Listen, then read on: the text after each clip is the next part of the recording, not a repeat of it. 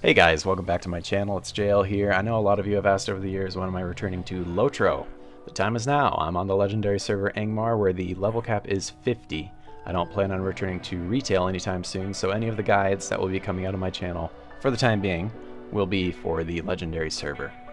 Now, as far as guides go, I typically like to provide content guides for difficult instances and raids. And right now there's just not many. I just released a video of us 3-manning Rift, which is the current raid, and it's a 24-man raid, but we did it with 3 people. And then we did the final boss, Thorlak, with 6 people, and I think you can probably do it with 4. So there's not a whole lot of actual content to make guides for.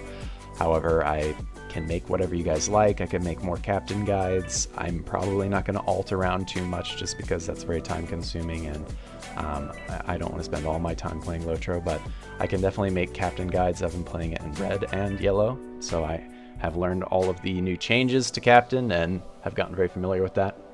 However, with the Thrang fight, Thrang tier 2, it's one of the actual difficult instances at this level cap right now.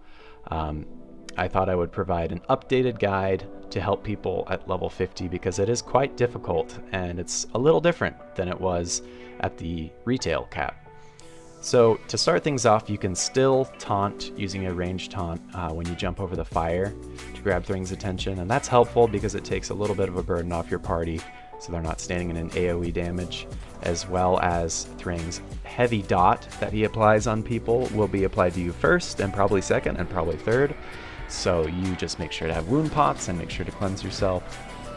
When the defiler comes down, you of course want to grab his attention. I apply Noble Mark and drop my banner just to help supplement the healing. You can definitely interrupt all of his inductions, his blue bar inductions. So if you're working with your kinship or you know the people in your fellowship, just let them know who's on first interrupt, second interrupt, third interrupt. You only need 3 interrupts total to actually interrupt everything he can possibly do. So that's definitely helpful to mitigate some damage. The one difference between Thrang tier 2, or one of the differences between Thrang tier 2 at this level and at retail, is that if the defiler gets his gray induction off, it's pretty much a wipe. There's rare instances where you can out heal it, but there's just not as much healing at the level 50 cap. So you definitely either want to A, kill him before he even gets the chance to do his gray induction, or B, somehow find a lore master who is not in yellow or not in red and who is willing to play yellow, or find a burglar, one of the 2 that are on your entire server. So I guess the main option is just have enough DPS to kill the defiler before he gets his gray induction off.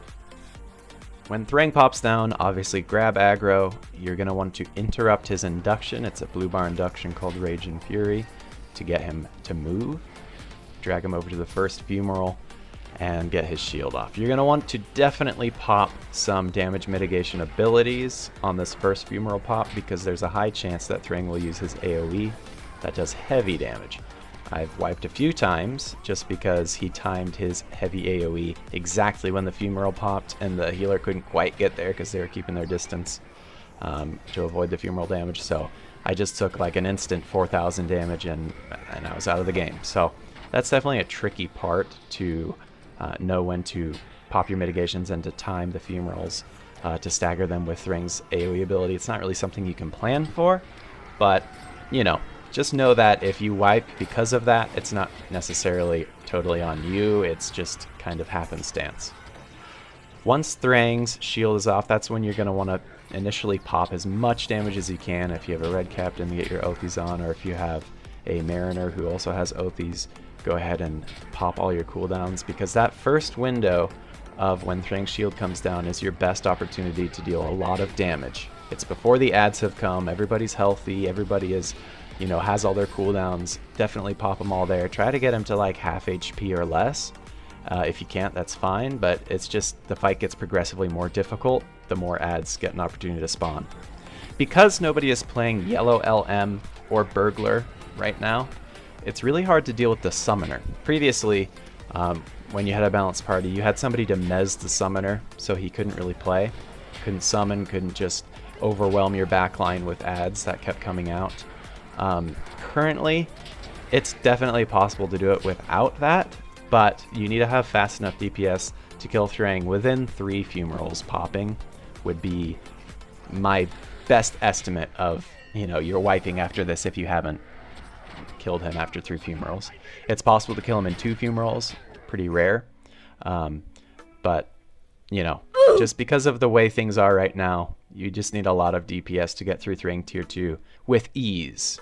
It's totally possible to get through Thrang tier 2 and be biting and scratching for, you know, that last bit of damage, kind of like how we are in this one. But it's just not as fun and more difficult, and you'll probably need to retry a few times. Now, with this instance, because my previous one was with my kinship members and people I knew, it was kind of face rolly. There wasn't a lot of like struggling or difficulty.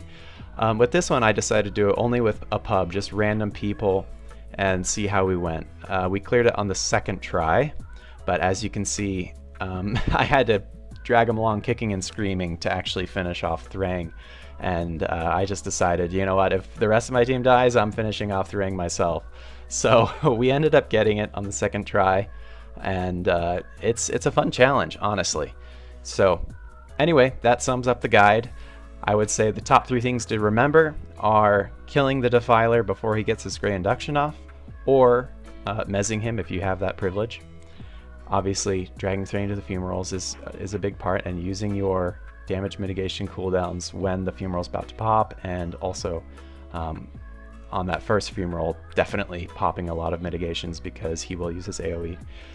The 3rd thing to remember is that the summoner is going to be causing havoc in the backline if you don't have CC. So if you can, as a tank, maybe throw in a few taunts, AoE taunts, to grab those ads off your backline.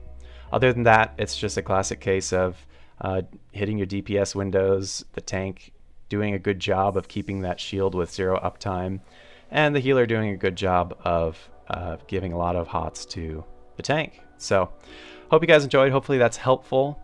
Anyway, I will be back on this channel making videos here and there, so feel free to subscribe, leave a comment with what you want to see next, and if you're excited for more LotRO content, definitely leave this video a like. Alright, thanks guys.